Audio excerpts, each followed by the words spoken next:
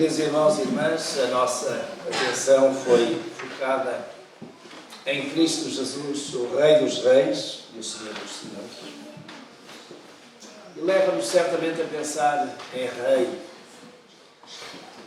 No nosso país, o último Rei esteve até 1910 e durante mais de 8 séculos. O nosso país foi governado por reis, sucessivamente, várias dinastias.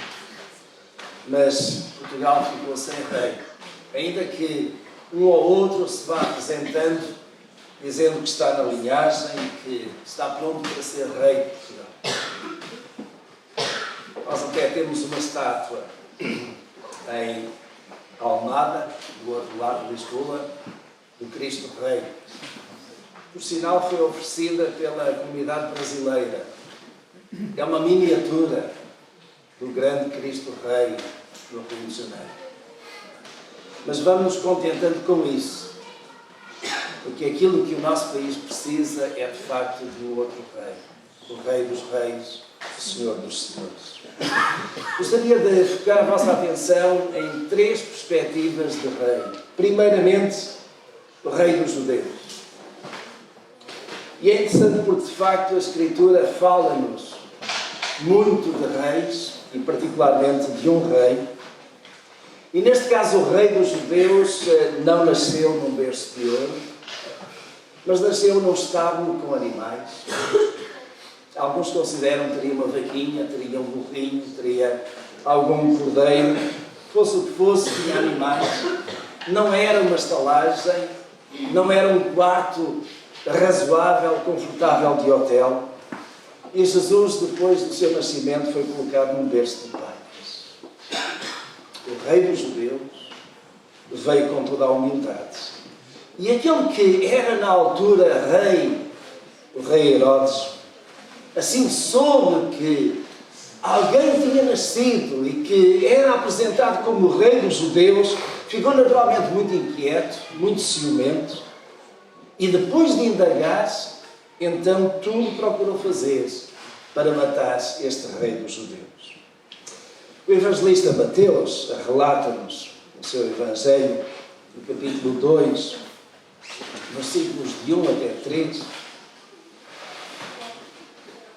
essa preocupação egoísta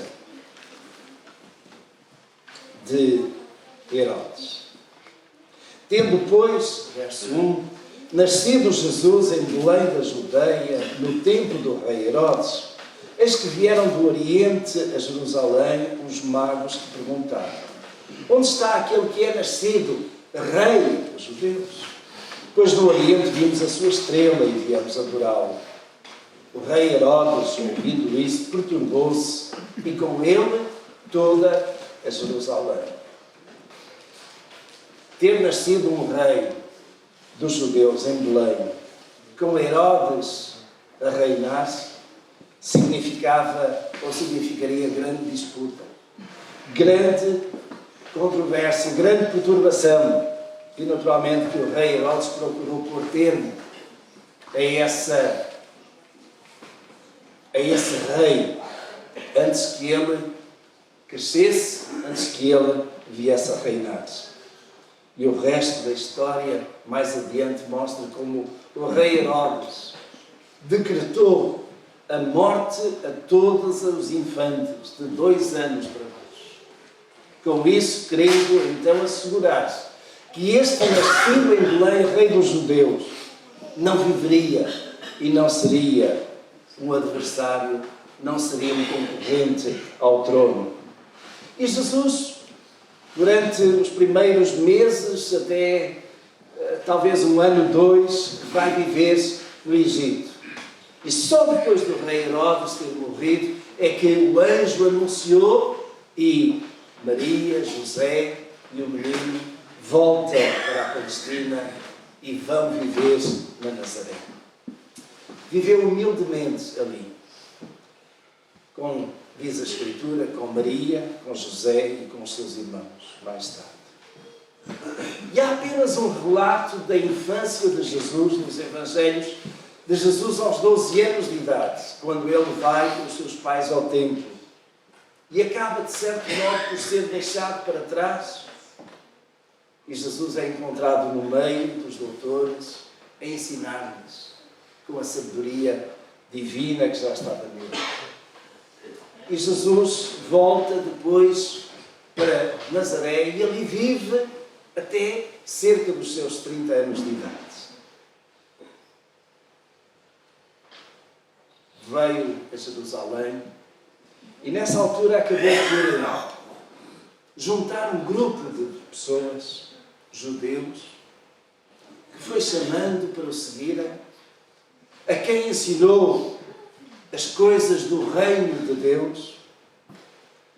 E já, mais tarde, já praticamente no final do seu ministério, quase 3 anos depois, na última semana da sua vida terrena, Jesus, o Rei dos Reis, acaba por entrar em Jerusalém montado não num camelo, não num cavalo, mas num jumento. E é o mesmo evangelista Mateus que relata esse momento no capítulo 21, o Evangelho de Mateus, capítulo 21, os versículos de 1 a 5. E esta entrada humilde daquele que era rei dos judeus aconteceu conforme a descrição de Mateus. Mateus capítulo 21, quando se aproximaram de Jerusalém e chegaram a Betfagé, ao Monte das Oliveiras, enviou Jesus 2 dos discípulos, dizendo-lhes: Ide à aldeia que está defronte de vós, e logo encontrareis uma jumenta presa, e um jumentinho com ela. Desprendei-a e trazei-nos. E se alguém vos disser alguma coisa, respondei: o Senhor precisa deles, e logo os enviará. Ora, isso aconteceu para que se cumprisse o que foi dito pelo profeta: Dizei à filha de Sião: eis que aí vem o teu rei, manso e montado em um jumento, em um jumentinho, cria de animal de carga. Aquilo que era usado apenas para transportar carga, vai servir para transportar Jesus. É interessante, permitam-me só este parênteses aqui naquilo que está no verso 3. O Senhor precisa deles. Meus irmãos, eu às vezes reflito sobre estas pequenas passagens que a Escritura tem, como elas traduzem tanto. O Senhor precisa deles. O Senhor precisa de nós. Mesmo que às vezes nós nos sintamos tão insignificantes, tão sem expressão, tão sem valor, o Senhor precisa de nós. Precisou naquela altura, daquela jumentinha, para que montasse nela e se apresentasse em Jerusalém como Rei dos Judeus. E de facto Jesus entra triunfalmente naquela cidade de Jerusalém, onde é aclamado depois: Hosana, Hosana, ao Rei dos Judeus. Mas era também nesta cidade, a cidade real, que Jesus foi cruelmente coroado. Um pouco mais adiante, no Evangelho de Mateus, capítulo 27, Jesus tinha sido condenado para morrer na cruz do Calvário. Naquele diálogo que Pilatos procura manter com Jesus, para confirmar se Jesus realmente se apresentava como o Rei dos Judeus, nós lemos no versículo 11: Jesus, pois, ficou em pé diante do governador, e este lhe perguntou: És tu o Rei dos Judeus?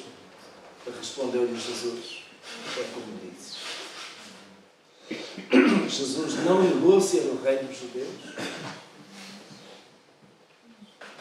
Se Jesus tivesse negado naquela altura, dito: não, eu não sou o Rei dos Judeus, Porventura, Jesus poderia ter sido libertado. Mas o facto de Jesus manter esta afirmação e esta ligação como rei dos judeus iria naturalmente provocar grande revolta da parte dos judeus, porque os judeus jamais iriam aceitar que Jesus fosse o seu rei. Para eles, tinham o rei Herodes, era suficiente. Não precisavam de Jesus. E aquilo que nós lemos um pouco mais adiante, no capítulo 27, versículo 28, é que de facto os guardas brincaram com Jesus. Tu és o rei dos judeus, então vamos fazer a coroação, vamos entronizar-te, vamos coroar-te. Veja no verso 27 e seguintes deste capítulo. Nisso, os soldados do governador levaram Jesus ao pretório e reuniram em torno dele toda a corte. E despindo, vestiram-lhe um manto escarlate.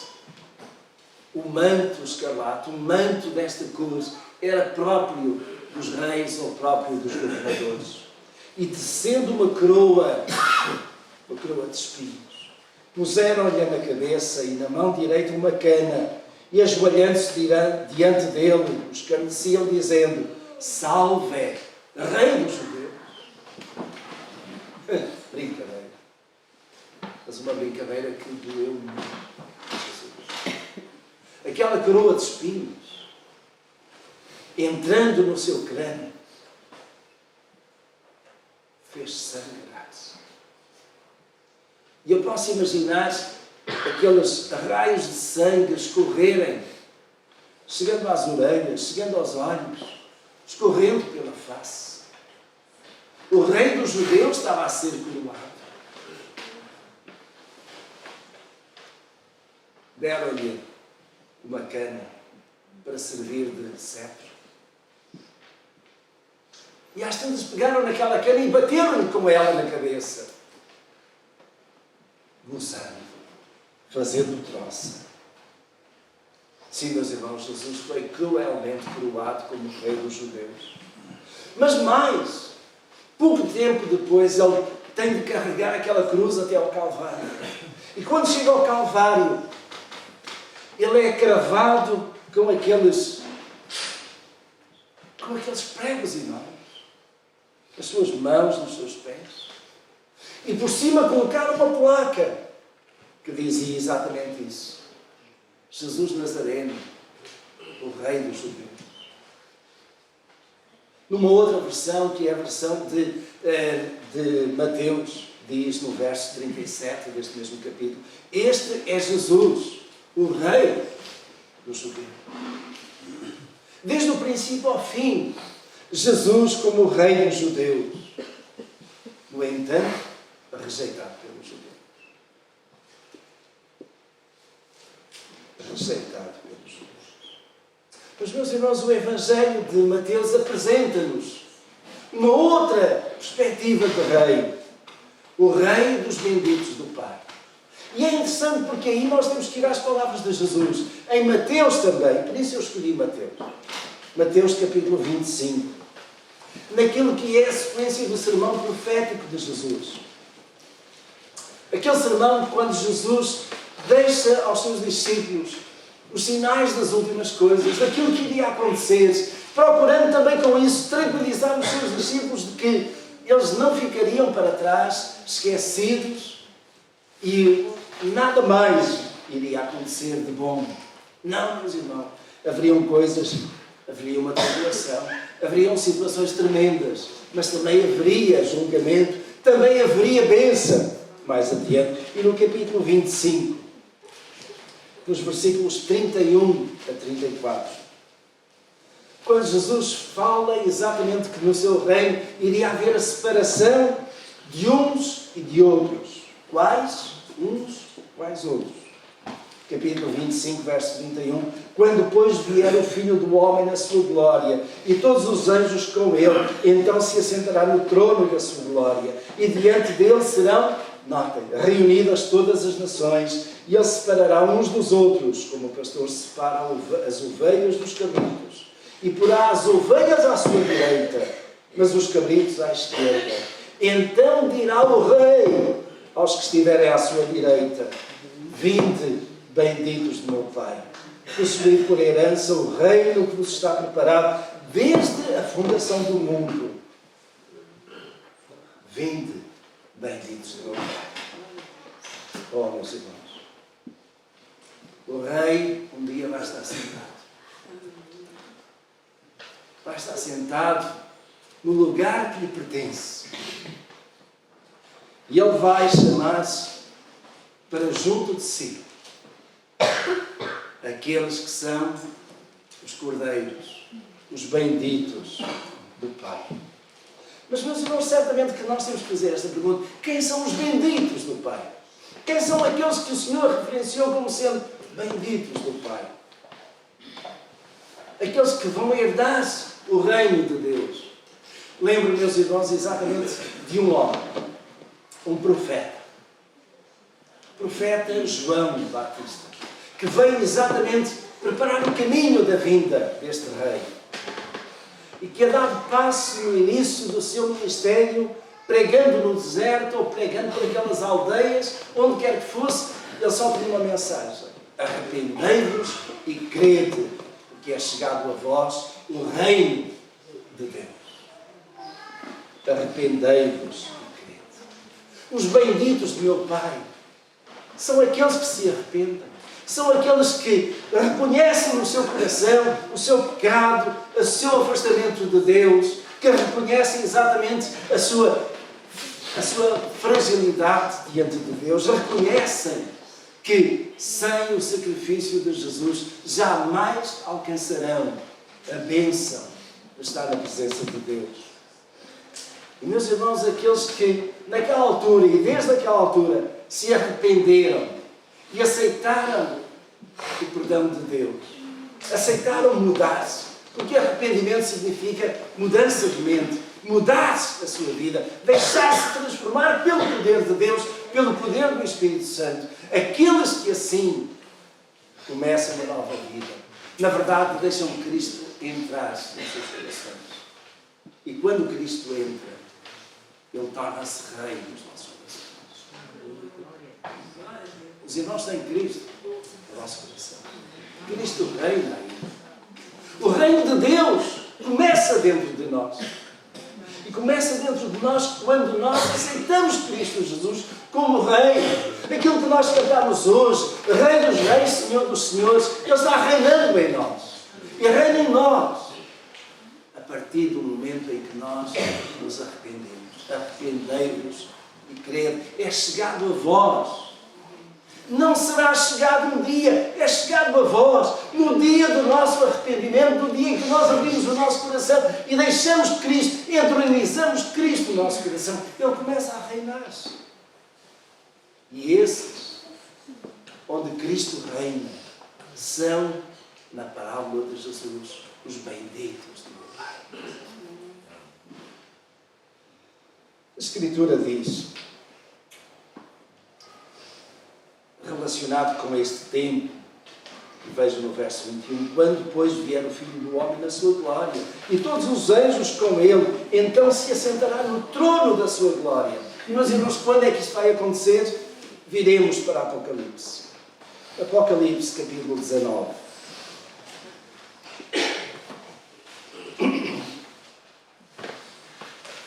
Apocalipse, capítulo 19, versículo 6. Vários aleluias são cantados aí.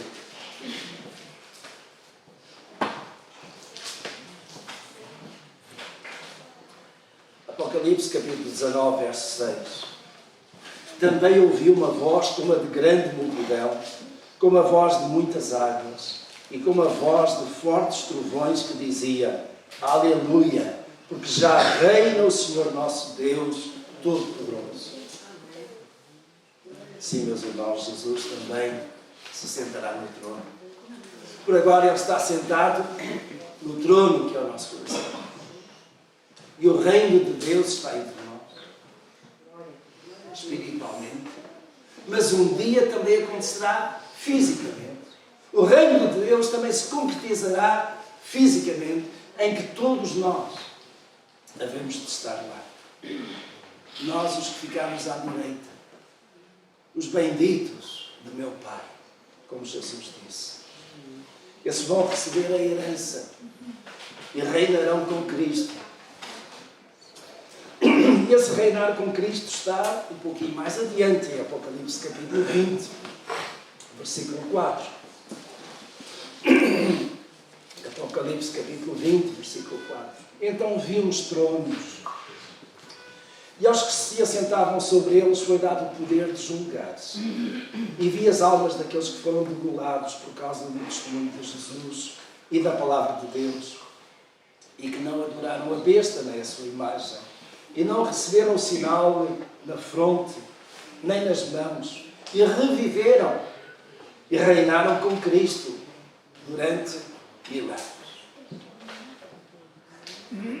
Os benditos do meu Pai vão reinar com Cristo. Você estará lá. Amém. Conforme dizia o Apocalipse 19, aleluia. Louvado seja o Senhor, nós estaremos lá. Quer maior bênção do que essa? No capítulo 22 de Apocalipse, versículo 5, diz isto, meus irmãos. Quando Deus fizer novos céus e nova terra, será uma coisa extraordinária. No verso 5 de Apocalipse 22 diz: e ali não haverá mais noite, e não necessitarão de luz de lâmpada, nem da luz do sol, porque o Senhor Deus os iluminará, e reinarão pelos séculos. Até quando vamos reinar? Eternamente. Dirá aos benditos do meu Pai: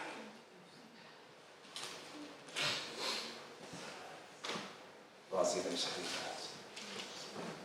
E, meus irmãos, onde é que nós encontramos essa expressão Rei dos Reis e Senhor dos Senhores? Certamente em Apocalipse, apareceu ali, mas também, e primeiramente, em 1 Timóteo. É curioso, mas de facto na primeira carta do apóstolo Paulo a Timóteo, no capítulo 6, versículo 15.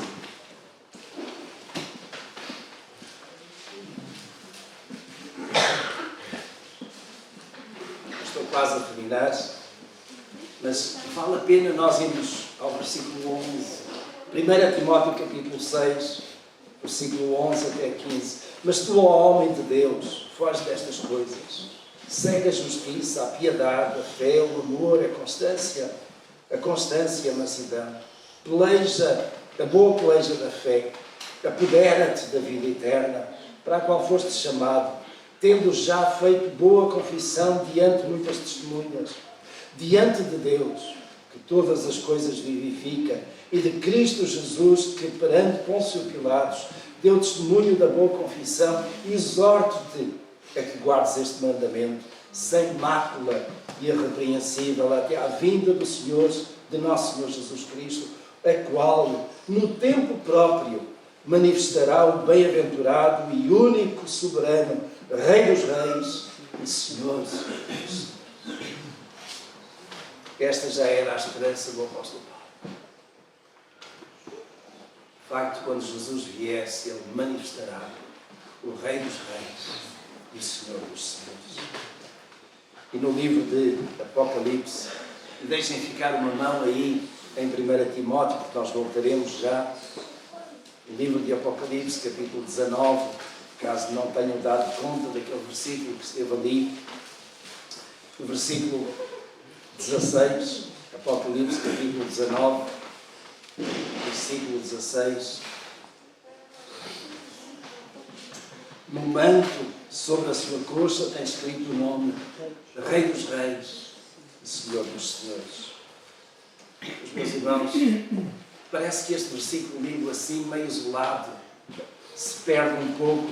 Vamos um pouquinho mais atrás ao versículo 11, Apocalipse capítulo 19, verso 11. E viu o céu aberto, e eis um cavalo branco. Meus irmãos, não uma jumentinha, mas um cavalo branco. E o que estava montado nele chama-se fiel e verdadeiro, e julga e peleja com justiça. Os seus olhos eram como chama de fogo, sobre a sua cabeça havia muitos diademas, e tinha um nome escrito, que ninguém sabia, senão ele mesmo. Estava vestido de um manto salpicado de sangue, e o nome pelo qual se chama é o Verbo de Deus. Jesus é o Verbo. Seguiam-no os exércitos que estão no céu, em cavalos brancos e vestidos de linho fino, branco e puro. Da sua boca saiu uma espada afiada, para ferir com ela as nações. Ele as regerá, que é rei, as regerá com vara de ferro, e ele mesmo é o que pisa o lagar do vinho do furor da ira de Deus Todo-Poderoso. No manto, sobre a sua coxa, tem escrito o nome de Rei dos Reis e Senhores dos Senhores. Aleluia, glória ao Senhor. Voltando ainda, e para terminar, a primeira carta a Timóteo, capítulo 1, versículo 17. Eu acho este versículo também tão maravilhoso. 1 Timóteo, capítulo 1, versículo 17.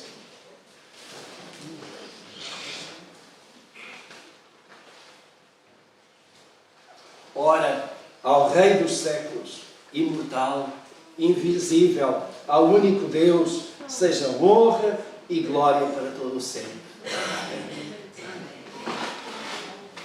Creio que nós temos um coro que às vezes é cantado. Imortal, invisível, mas real. Ele é imortal. Passou pela morte, mas ressuscitou. Ele é invisível, mas nós iremos vê-lo. Todo o olho o verá. Estaremos com ele face a face. Meus irmãos, nós andamos aqui não por vista, mas por fé. E a nossa caminhada é uma caminhada de fé. Crendo naquilo que a palavra de Deus nos diz, naquilo que o Verbo veio ensinar e veio mostrar. É invisível, mas é real. Eu creio nele. Você crê? Amém. Então, glória a Deus. Ao Rei dos Reis e ao Senhor dos Senhores. O Rei dos Reis mostra esta autoridade absoluta. O Senhor dos Senhores mostra que a sua soberania é absoluta. Ninguém ficará por cima. Ele, na verdade, estará por cima de todas as coisas. Meus irmãos, é uma bênção. Podemos estar sentados à direita dele e sermos chamados benditos. Na verdade, nós não precisamos de um rei que nos governe. Já temos um. Que esse rei seja vosso, que é meu também, para todo o sempre. E um dia, certamente, iremos experimentar aquilo que significa toda esta bênção e esta graça da nossa. Não creio que tenhamos algum coro, algum hino a terminar-se, não me recordo, a preparação, mas vamos ficar de pé.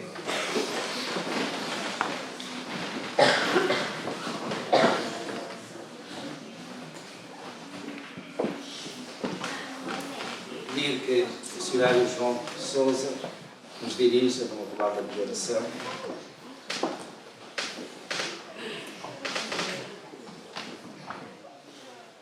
Nosso Deus, nós queremos reconhecer, sim, a tua majestade sobre as nossas vidas. Queremos reconhecer que só tu és Rei, Senhor, sobre nós. Queremos agradecer a Deus pelo modo maravilhoso como enviaste o teu Filho Jesus, pelo seu exemplo, pelos seus ensinamentos e, acima de tudo, pela sua morte e ressurreição na cruz, que nos permite estar hoje aqui neste lugar.